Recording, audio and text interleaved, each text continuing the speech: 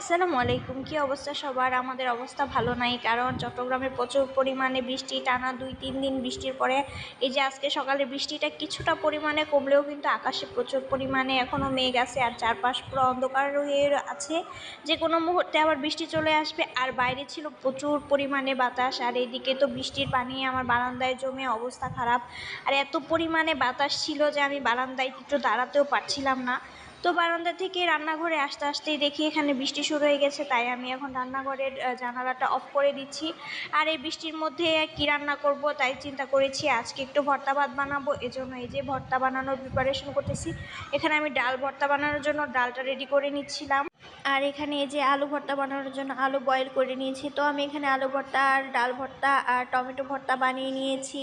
আর আমার বোয়া ভাতটা প্রায় এখানে রান্না কমপ্লিট হয়ে গেছিলো।